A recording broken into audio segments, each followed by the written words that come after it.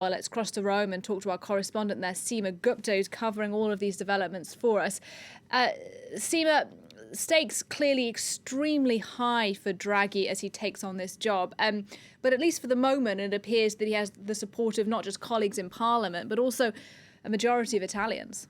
Yes, in fact, a recent survey that was conducted said 68% of Italians were in favor of a government led by Draghi. It was only some 20% or so that wanted to go to new elections. So clearly, Italians on the ground hoping that this MIT-trained economist, former head of the European Central Bank, can come in and deal with the crisis that Italy is facing. We saw a swearing-in ceremony of his 23-member cabinet and himself at the presidential palace.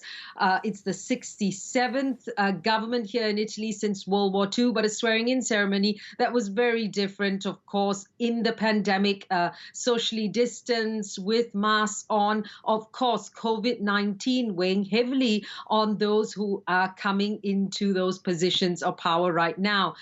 Italy has lost more than 93,000 lives due to COVID-19. And so Mr. Draghi has made it very clear that the pandemic and the vaccination program is something that he's going to be working on. For the moment, it appears that he has that broad parliamentary majority that he needs. You've got in his cabinet representatives from the center right, the center left, the far right, as well as the Five Star Movement. That, of course, is the largest political party in parliament. Some members have said, though, from that party that they're not willing to support Mr. Draghi. We'll have to see what happens in those confidence votes that he's expected to face, both in the lower house of parliament as well as in the Senate next week. But most believe it is a formality. It will go through. And then that we'll have to see how this cabinet and this government get to dealing with those two issues, both the pandemic, the health crisis, as well as the financial crisis. Well, yeah, let's talk a bit more then, Seema, about that cabinet that he has already appointed.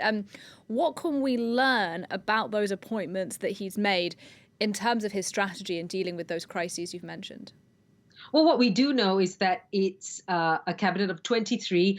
15 positions have been filled by political posts, while 8 by technocrats. Now, this is significant also because there have been other technocrat governments in Italy over the last 3 decades or so. This is the 4th one, but it's only in this one that you have so many political figures. Clearly, Mr. Draghi wants to ensure that he gets the support of all these different political parties. It's also interesting to note that he gave those technocrat positions to some very key ministries. First off, the economy minister was a deputy governor at the Bank of Italy. So clearly someone with the financial credentials to deal with those issues. Then on top of that, you've got this new ministry, the Ecological or Green Transition Ministry, something that was called for by the Five Star Movement. And there you've got a physicist who's in charge. And on top of that, you have a Digital Transition Ministry also being run by a top executive, and the Infrastructure and Transport again being run by a technocrat. Now, these are important positions, of course, because you've got that more than 200 billion euros of European Union Recovery Fund money coming in. And so these are the key ministries that we'll be looking at. Many have said that this money that's going to be coming in to help Italy deal with the financial crisis that it's facing and deal with deep structural problems, it's those ministries that will be looking to tap into those funds and try and boost the situation for Italians. And that's really what they're hoping.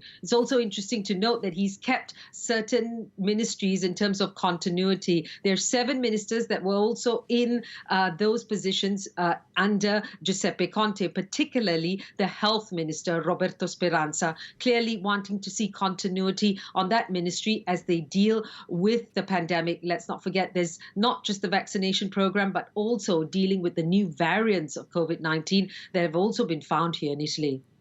All right, Seema Gupta in Rome, thank you very much indeed.